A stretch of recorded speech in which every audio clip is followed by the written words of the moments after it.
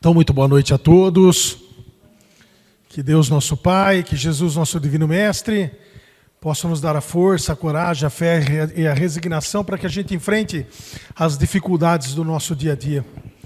Meus irmãos, queria falar mais uma vez da alegria de estar nessa casa abençoada, essa casa que eu tenho corações tão queridos, corações tão amigos, rever essas pessoas tão caras para mim. Então, para mim, sempre vai ser uma grande alegria poder retornar aqui ao Portal da Luz, para tentar dividir uma reflexão do Evangelho, tentar dividir uma reflexão dos ensinamentos de Jesus, para falar hoje, inclusive, de uma ferramenta poderosíssima, uma ferramenta aqui que todos nós usamos, talvez uns mais, talvez uns menos, mas para falar hoje sobre a oração, o poder de libertação da nossa oração.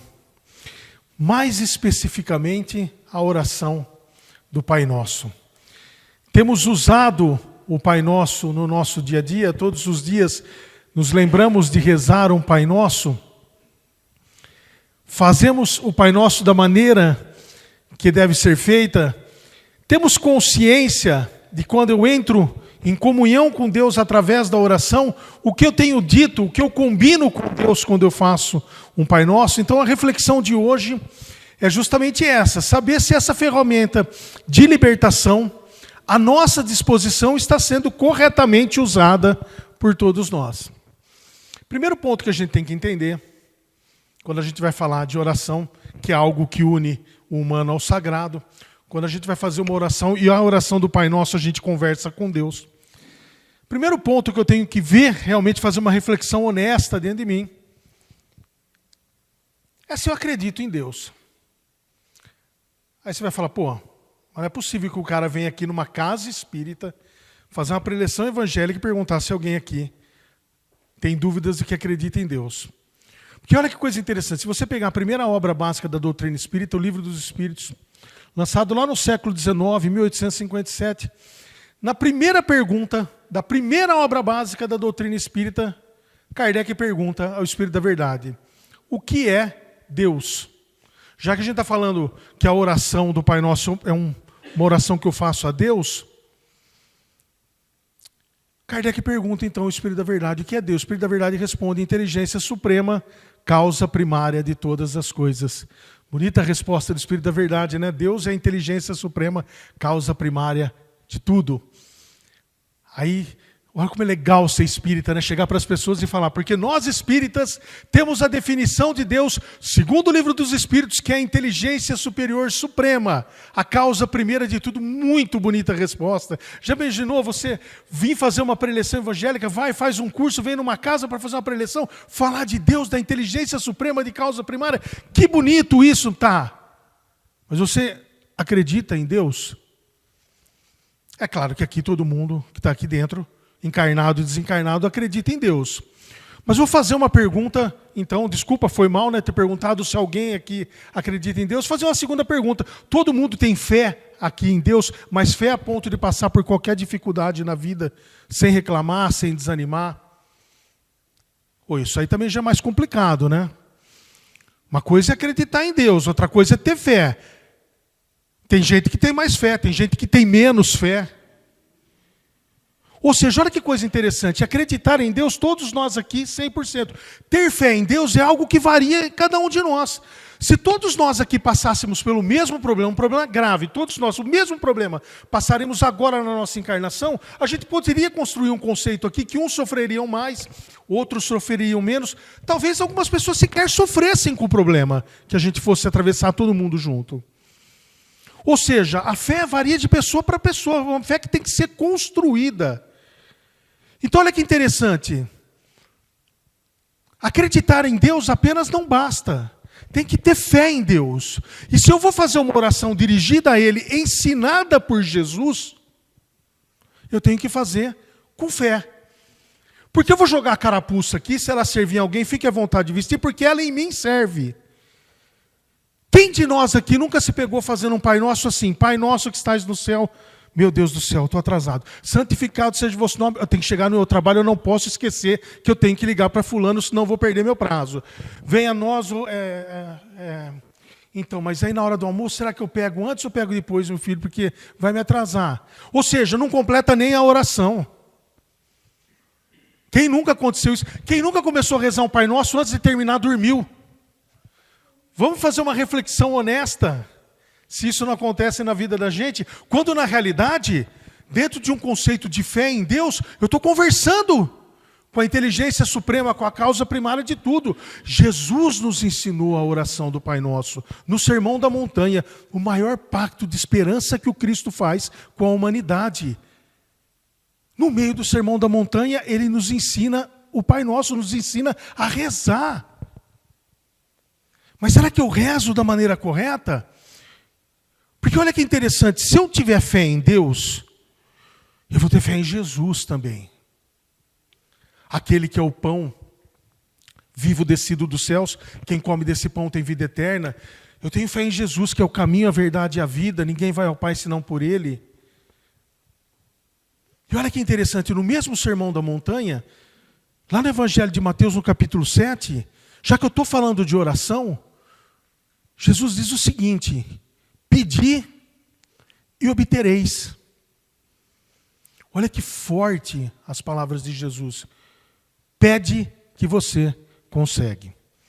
Então a gente precisa analisar isso de uma maneira correta. Está narrado lá no Evangelho de Mateus, no capítulo 7. Jesus diz, pedi e obtereis. Então Mateus narra que Jesus disse isso. Se Mateus tivesse colocado um ponto final na frase, a vida de todos nós aqui estava resolvida. Passou por um problema, uma dificuldade na vida, era só dobrar o joelho, pedir, e o problema sai da frente. Jesus diz, pedi e obtereis, ponto. Ou seja, dobro o joelho e peço, meu Deus, estou com a situação financeira muito difícil. Faça com que a espiritualidade superior amanhã deposite um dinheiro na minha conta, acabe com essa angústia financeira que a minha vida se transformou. Vai rezar toda noite e não vai conseguir que a conta fique azul. Inclusive, logo, logo tem um oficial de justiça batendo na porta da sua casa, cobrando a dívida do banco. Porque Jesus não diz pedir, obtereis e bota um ponto final. Jesus diz pedir, obtereis, vírgula, buscai e achareis, vírgula, batei e a porta vos será aberta, ponto. Porque todo aquele que pede consegue, todo aquele que busca acha, todo aquele que bate a porta sempre estará aberta. Olha interessante, então não é só pedir, tem que correr atrás. Quando eu faço um Pai Nosso, quando eu faço uma oração, eu tenho que pedir. Aliás, Kardec fala isso no Evangelho segundo o Espiritismo, que a oração é um combo. Você tem que comprar o combo inteiro, não parte dele. Kardec fala que a oração é composta do agradecimento, do louvor e do pedido. Agora eu vou jogar a carapuça de novo ali no meio, serve em mim também. A gente não fica mais religioso quando passa uma dificuldade na vida? O calo aperta, a gente começa a rezar. Estou falando por mim, hein, gente?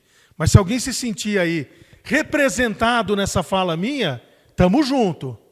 O calo aperta, a gente começa a ficar mais religioso. Aí reza, aí pede com fervor, aí se lembra da existência de Deus, aí se lembra da existência de Jesus. Mas Kardec fala, não é só pedir, tem que agradecer. Então vamos começar a fazer a coisa direito. Já Kardec está falando que eu tenho que agradecer, o quanto eu tenho agradecido a Deus e a Jesus pelo que eu tenho, pelo que eu sou? Vamos pegar um tema fácil, tranquilo. O quanto eu agradeço a Deus pelo meu casamento? Ou será que eu reclamo do meu casamento?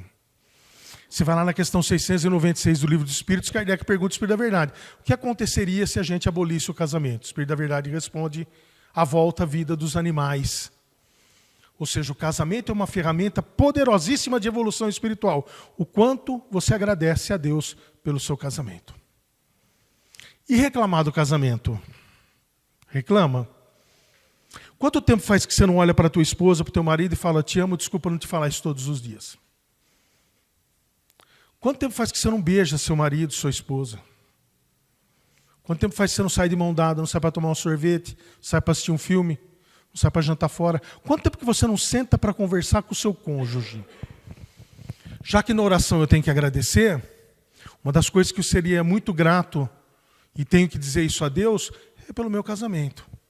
Essa ferramenta poderosíssima de evolução do nosso espírito. Aí eu estou fazendo o combo da oração. O quanto que eu louvo a Deus, o quanto que eu reconheço a grandeza de Deus na minha vida. Quando eu passo por um problema, eu me lembro que esse problema é regido por algo 1 milhão de vezes maior qualquer coisa que eu possa imaginar. Que se eu passo por aquilo, por esse problema tem um propósito na minha vida. Olha que interessante. Toda dificuldade que a gente passa na nossa vida tem um propósito. Essa é a ótica da doutrina espírita. Então eu vou falar duas coisas aqui. Se alguém ficar triste, por favor, não seja comigo, a receita é de Jesus. Primeiro é o seguinte, para nós espíritas, nada cai do céu.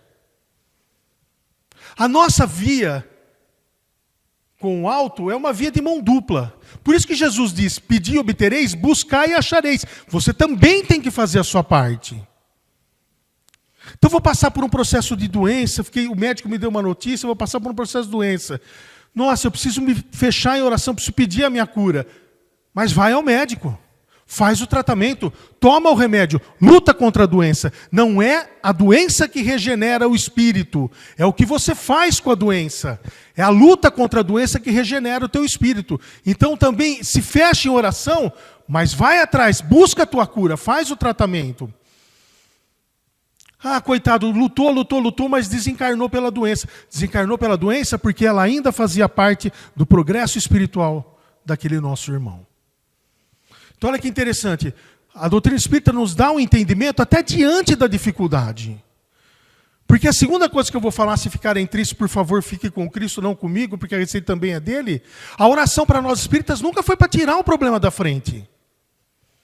A oração para quem é espírita é pedir força, fé, coragem e resignação para enfrentar a dificuldade. E, se possível, vencer a dificuldade. Mas sempre está disposto a erguer a cabeça e lutar contra a dificuldade. Chico, nosso amado e abençoado Chico Xavier, dizia, eu agradeço a Deus todos os dias pelas dificuldades que se apresentam na minha vida. Porque uma pessoa que não tem dificuldade do ponto de vista espiritual, ela não evolui.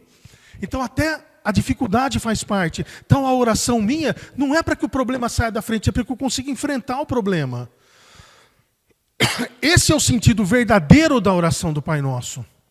E olha que interessante, Jesus, antes de ensinar a oração, ele vai dizer o seguinte, quando for orar, está lá no capítulo 6 do Evangelho de Mateus, Jesus fala, quando for orar, não faça como os hipócritas que rezam em pé nas sinagogas ou nas ruas largas para serem vistos. Em verdade, eu vos digo, esses já receberam sua recompensa. Quando for orar, entra no teu quarto em segredo e ora ao teu Pai em segredo que te conhece e Ele te recompensará. Olha que interessante, Jesus está dizendo o seguinte, quando você for rezar, não fica rezando na frente do mundo para mostrar que você sabe rezar, com palavras bonitas, coisa nenhuma. Quando você for rezar, entra no seu quarto, mas se eu não estiver na minha casa, então eu não consigo rezar, porque Jesus falou para fazer só dentro do meu quarto, não.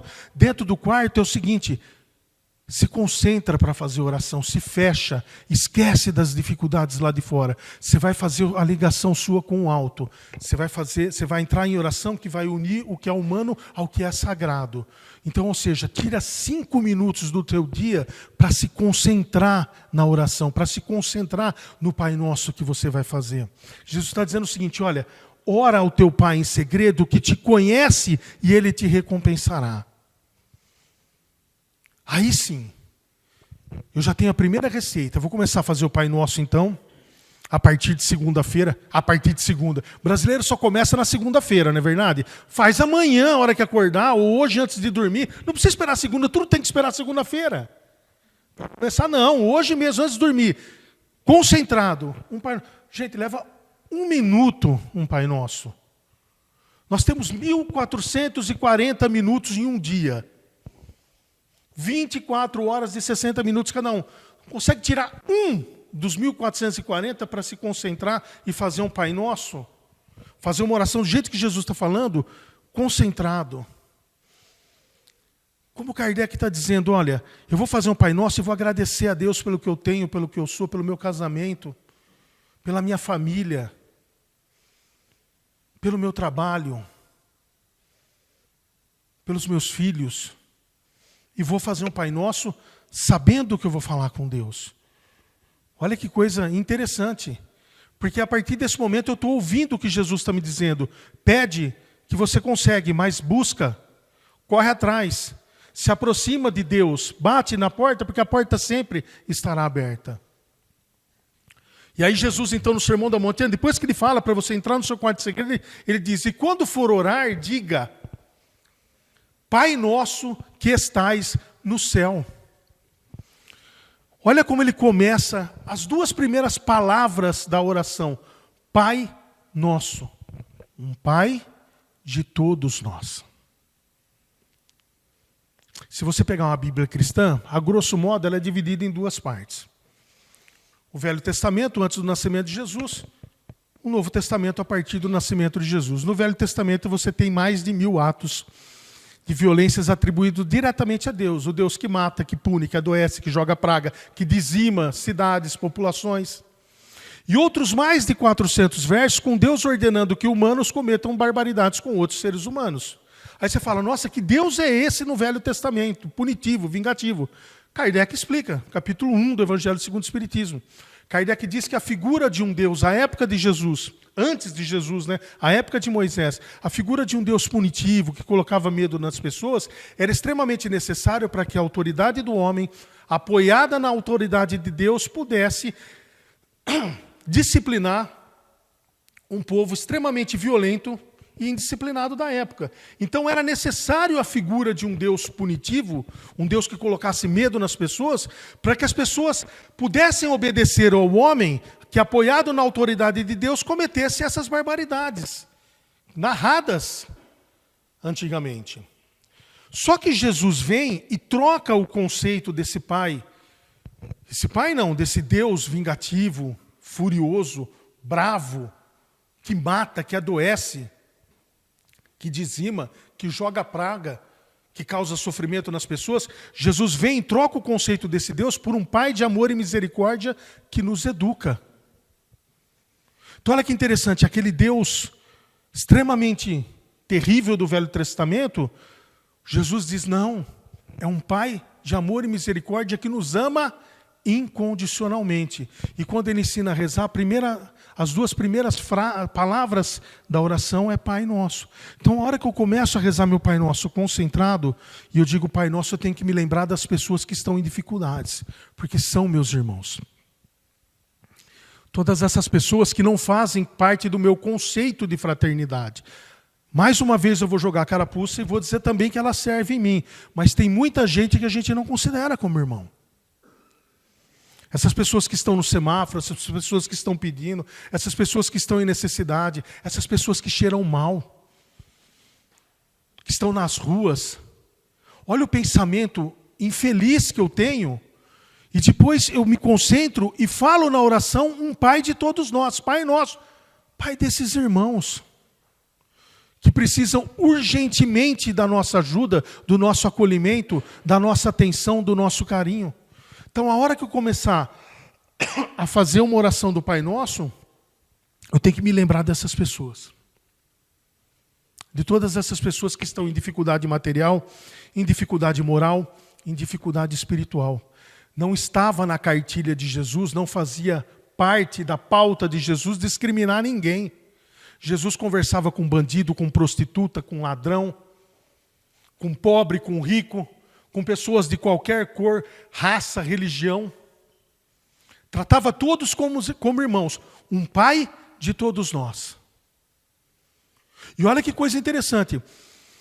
Sempre que Jesus se referia a Deus, ele usava 3 pronomes possessivos.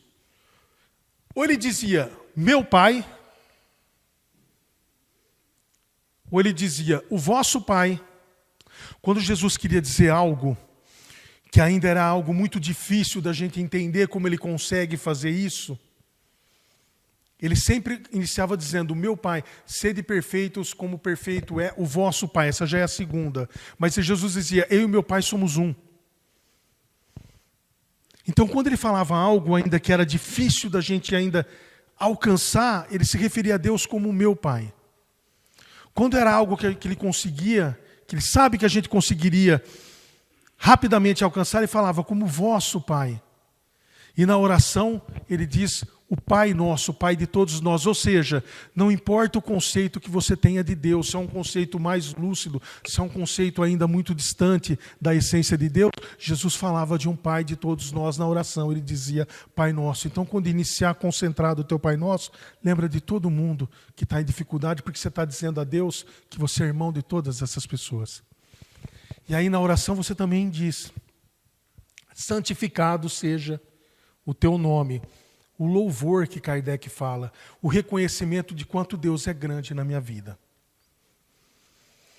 Porque se eu acredito no que o Espírito da Verdade diz a Kardec sobre Deus, que Ele é a inteligência suprema, a causa primária de tudo, eu tenho que acreditar também nas outras coisas que o Espírito da Verdade fala sobre Deus no Livro dos Espíritos. Por exemplo, ele fala que Deus é onipotente.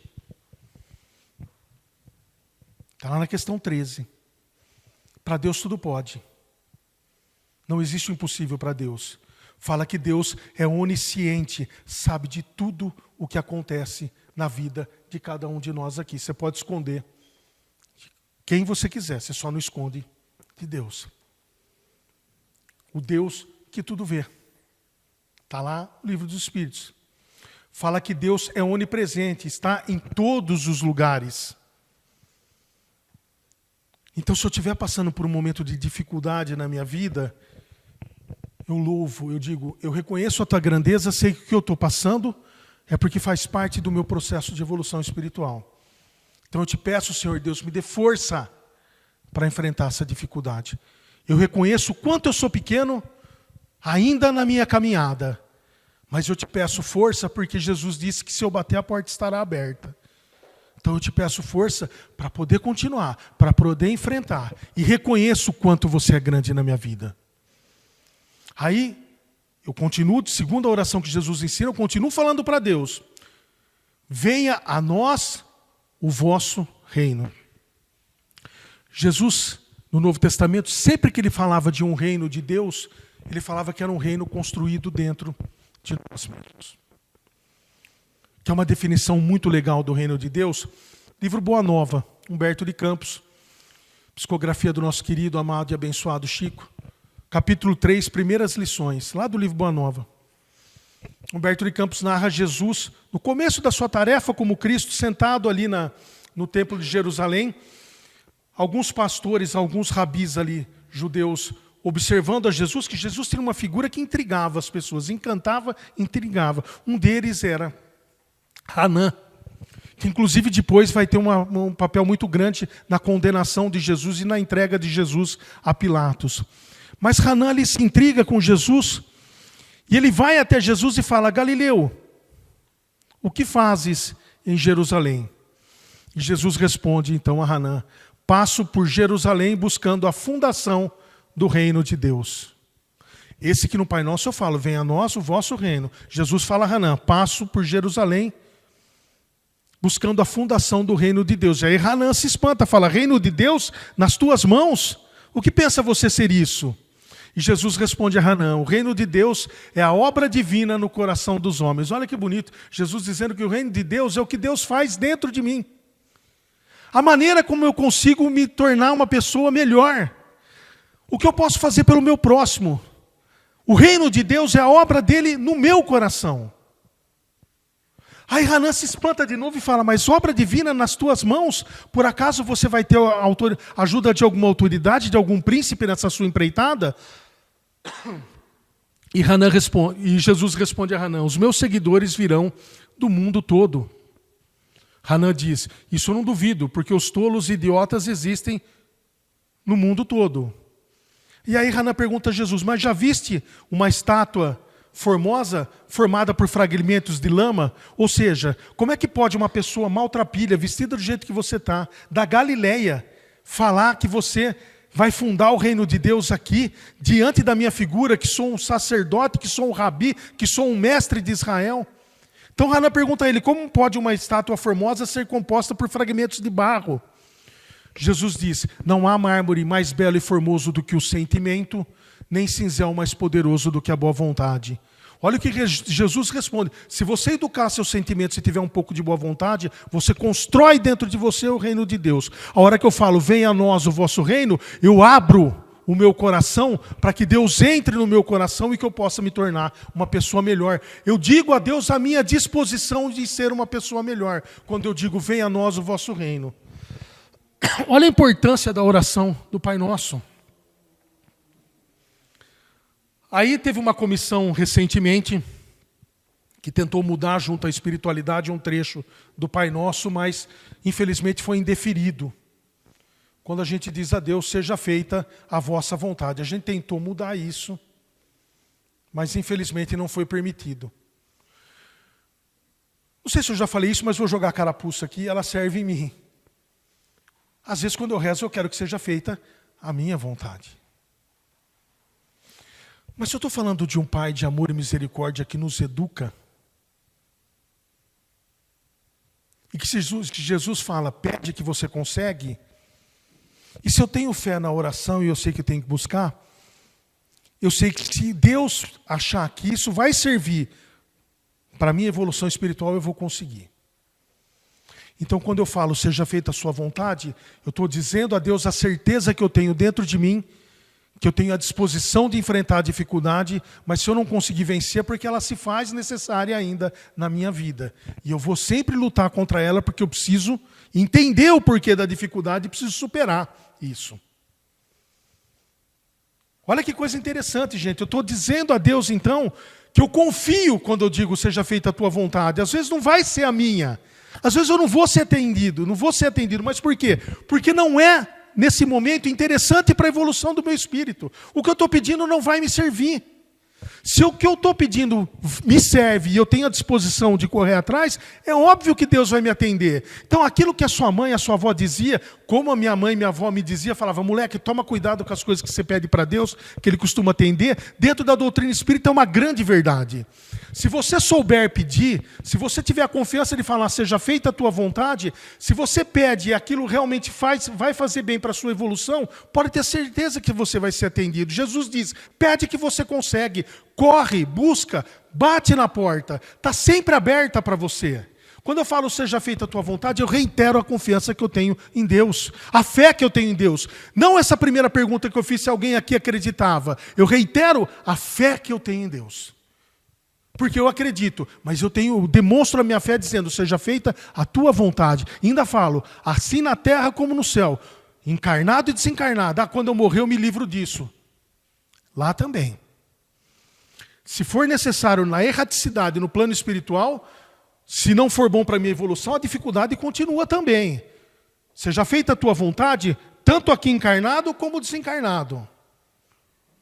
Ufa, metade da oração eu já consegui entender esse pacto que eu faço com Deus todos os dias. Ou quase todos. Sei lá, umas 2 vezes por semana. Faz tempo que eu não faço, preciso retomar então. Aí eu vou dizer para Deus, o pão nosso de cada dia nos dai hoje. Primeiro ponto que eu tenho que entender, eu estou dizendo para Ele o pão da semana, o pão de outubro já me antecipa, o pão de 2025 já me entrega de uma vez. Quando eu falo o pão nosso de cada dia, eu falo da suficiência, de entender que eu tenho que dividir o que eu tenho em excesso. Ser uma pessoa menos egoísta, menos mesquinha. Aprender a dividir o que eu tenho. A humildade da suficiência, o pão nosso de cada dia. Não só o pão material, o pão espiritual. Me dá, Senhor, a cada dia, a força espiritual para que eu possa evoluir. Eu peço isso para Deus. E Jesus fala que Ele costuma atender. Então, quando eu digo pão nosso de cada dia, eu me lembro de dividir o que eu tenho em excesso, de ir na minha casa, olhar meu guarda-roupa, ver que tem uma roupa lá que faz anos que eu não uso e nunca mais vou usar. Tem um sapato lá que faz anos que eu não calço, que eu nunca mais vou calçar. E aí a pergunta que eu vou fazer para mim é a seguinte, por que está aqui dentro do meu guarda-roupa? Dá para usar. Por que eu não levo no centro? Não dou para uma pessoa que precisa? Por que toda vez que eu vou fazer uma despesa no mercado, eu não posso comprar um pacote de macarrão a mais e doar para alguém que trabalha com cesta básica, que faz doação, que atende pessoas carentes? Aí eu estou honrando o que eu digo a Deus quando eu digo que o pão nosso de cada dia nos dai hoje. O pão nosso é o pão meu, o pão do meu irmão também. Eu estou colaborando com o pão do meu irmão também. O pão material, o pão espiritual. O pão nosso de cada dia nos dai hoje. Aí tem um segundo ponto que a gente tentou também mudar. Fizeram uma comissão para tentar mudar isso na oração do Pai Nosso. Foi indeferido pelo plano espiritual também. Porque eu falo para Deus, perdoa as minhas ofensas à medida em que eu perdoo quem me ofende. Pô, seria tão mais legal se Deus só me perdoasse, na verdade. Não preciso perdoar os outros, mas Ele me perdoa. É um Pai de amor e misericórdia que nos educa. Que nos educa. Por isso que eu passo ainda por essas mazelas, por esses sofrimentos, por essas aflições na vida. Aí você fala, ai, quanta aflição, ai, como eu sofro, mas Deus quis assim. Que egoísmo. Sofre e fala que Deus te criou para que você sofresse. A culpa é minha, eu coloco em quem eu quiser. Tá bom, mas em Deus. Se você passa por aflição, o Evangelho segundo o Espiritismo tem um capítulo lá enorme para falar das suas aflições. Capítulo 5, Bem-aventurados os que choram. O segundo maior capítulo do Evangelho segundo o Espiritismo. Só nele tem mais de 13 manifestações mediúnicas, os Espíritos falando sobre as aflições, as causas atuais, as causas anteriores. E aí eu estou dizendo para Deus, olha, me perdoa se eu perdoar. Eu tenho que começar a construir o perdão dentro de mim. Nessa tarefa de evoluir espiritualmente, dessa bandeira maravilhosa que a doutrina espírita nos dá, que é a reforma íntima, que nada mais é que a briga que você trava diante do espelho todos os dias, não é a dificuldade do outro, não é o problema do outro, não é o meu problema que eu tenho que lutar. Eu tenho que me melhorar. Então, nessa coisa da gente evoluir espiritualmente, talvez uma das tarefas que mais nos custe caro seja perdoar. Porque perdoar bate de frente com o nosso orgulho, com a nossa vaidade. A gente teve o nosso ego ferido. A pessoa me ofendeu. Eu não consigo perdoar. Consegue. Consegue. O cara pode ter aprontado a maior barbaridade com você. Eu estou dizendo para Deus, me perdoa a partir do momento que eu perdoe também. Então o que eu tenho que começar, mesmo que é difícil, eu tenho que começar a construir um processo dentro de mim para começar a aprender a perdoar. Então, por exemplo, a pessoa me ofendeu. Eu não quero mais, então, vou fazer o seguinte, vou começar a lutar porque eu não quero mais que ela morra. Só que ela sofra um acidente. Mas morrer não. Já é um avanço, né? Você queria que a pessoa morresse, agora você quer só que ela sofra um acidente. Mas toma a rédea disso, vai se policiando, vai falar, eu preciso melhorar. O pão nosso de cada dia, o pão do Espírito, quando acordar, fala, me ajuda a superar essa mágoa que eu tenho daquela pessoa, Deus, me ajuda nisso. Eu estou fazendo minha parte, estou lutando. Não quero mais que sofra um acidente, não. Só vou falar mal dela por mais uns 15 anos. Já evoluiu, você não quer mais que ela sofra um acidente, você só vai falar por mais 15 anos mal dela. Continua lutando. Como o Chico falava, se não consegue fazer, faz por obrigação. Mas faz. De tanto fazer por obrigação, você vai fazer uma hora por devoção. Você treinou tanto a obrigação, você não queria mais, estava fazendo, que uma hora você deixa de ser uma obrigação, passa a ser uma devoção. Aí você vai falar assim, eu vou fazer um Pai Nosso por esse cara. Quando você faz por devoção, o Chico fala que da devoção para o amor o passo é muito pequeno. Então vai chegar uma hora que você vai ligar para essa pessoa, ou procurar, né? Nos evangelhos não tem nada de telefone, WhatsApp, e-mail, rede social. Depois eu vou mandar um WhatsApp para ele. Não, vai lá, procura. O evangelho não tem WhatsApp.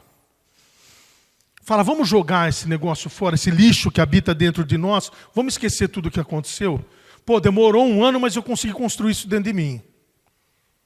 Aí sim, eu tenho razão em falar para Deus, me perdoa, porque eu também estou fazendo a minha parte para perdoar. Não é fácil, não é fácil. Aí eu falo para Deus, não me deixe cair em tentação. Tem uma questão no Livro dos Espíritos, se eu não me engano, é a 261. Eu não gosto que filma, porque quando filma eu não posso mentir. Eu falo a pergunta errada, ninguém não está filmando, ninguém confere. Então eu não vou dar certeza, eu acho que é a 261. Que aí o Kardec diz ao Espírito da Verdade, o Espírito que passa por prova tem que sofrer todas as tentações aí do mundo? O Espírito da Verdade fala, não. Só a pessoa que procura o caminho do mal é que cede às tentações. Então, olha aqui, vê se isso não é verdade, gente. Nós estamos agora, quarta-feira, agora dia 1º de outubro. O ano acabou, né? Começou anteontem e nós já estamos entrando agora no meio da semana, no mês de outubro. Vai chegar novembro, do meio de novembro para frente, a gente vai fazer o que a gente todo ano faz. A gente vai fazer nossas metas para o dia 1º de janeiro, não é assim que a gente faz? Quem que no final de novembro, começo de dezembro, não começa a dizer que a partir de 1º de janeiro vai ser uma pessoa melhor? Então, muitos, assim como eu, vou jogar a carapuça, mais uma vez ela serve em mim, no começo de dezembro eu vou prometer para mim mesmo que a partir de 1º de janeiro eu vou me tornar uma pessoa mais magra.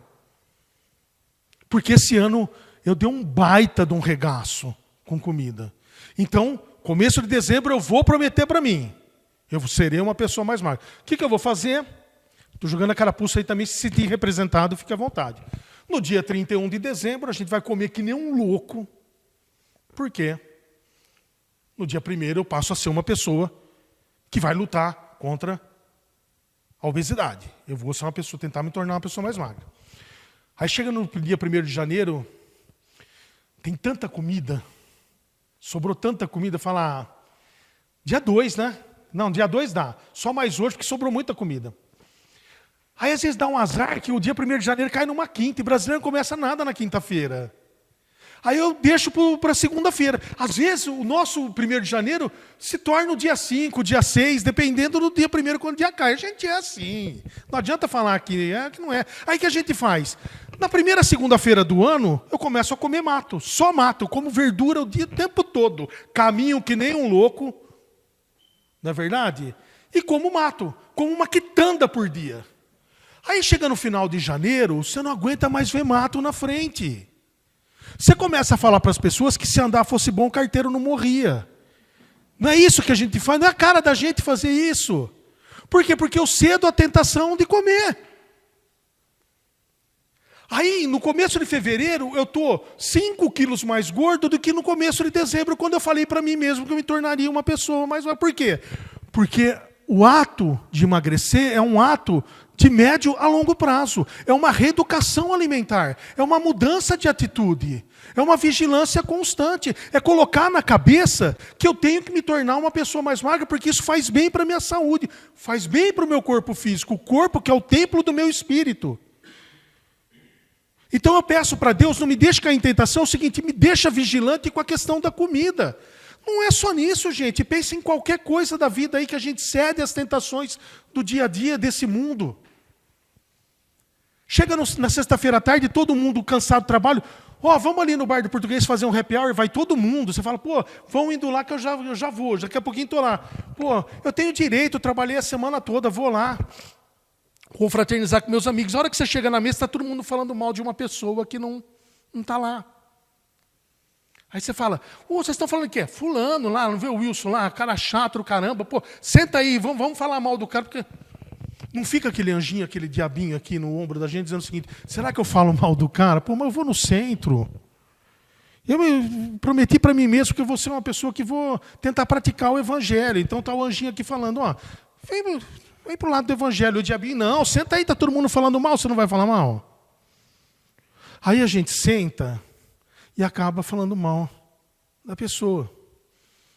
Por quê? Porque eu cedi a tentação, está todo mundo falando, eu também quero falar, acabo falando.